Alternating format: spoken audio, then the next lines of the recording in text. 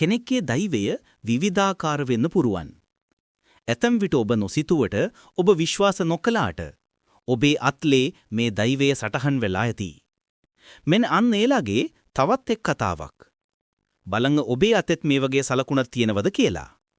හස්තරේඛා ශාස්ත්‍රය මේ අද වෙනකොට කෙමින් අභාවයට යමින් පවතින ශාස්ත්‍රයක්. මෙම ශාස්ත්‍රය ඈත අතීතයේ පටන් පැවතෙන්නක්. පැරණි රජවරුන් නායකයන් පවා ඔවුනොවුන්ගේ කටයුතුවලදී මෙම ශාස්ත්‍රීය උපයෝගී කරගත් අවස්ථා සඳහන් වෙනවා. අතේ අල්ලේ රේඛා පිහිටීම අනුව සඳහන් කරන කරුණු අතර එක් සුවිශේෂී පිහිටීමක් තමයි මෙම කතිර සලකුණ. මෙම ජයාරූපවල දැක්වෙන පරිදි දේ අල්ලේම මෙලෙස කතිර සලකුණ සටහන් වූ පුද්ගලයන් පිළිබඳ කළ පරීක්ෂණයකදී ලෝක ජනග්‍රහණයන් 3කින් 1ක පිරිසකගේ පමණක් මෙලෙස සටහන් වී ඇති බවට තොරතුරු අනාවරණී වී තිබෙනවා. පුදුමයට කරුණු නම් ඒ සියලු දෙනා ඊටම ජනප්‍රිය හෝ බලවත් පුද්ගලයන් වීමයි.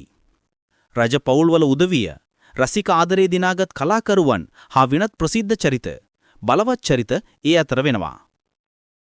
හස්තරේඛා ශාස්ත්‍රයේ පිළිබඳ දැනුම හැබි අය සඳහන් කර ඇත්තේ මෙලෙස අත්ලේ හෝ අතේ ඇඟිලි මත කතිර සලකුණ සඳහන් වූ පුද්ගලයන් කලක දැවන්ත චරිත වන බවත්. ඔවුන් කෙතරම් බාධා ආවත් ඔවුන්ගේ අරමුණු කරා නොසැලී යන්නට දක්ෂයන් බවත්යි. ඔබේ අත්ලෙත් මෙම කතිර සලකුණ කිබෙනවා නම් කිසි දිනක උත්සාහය අත් නොහැරින්න. දිනක ඔබ ඔබේ අරමුණු වලට ළඟා වනු ඇතියි.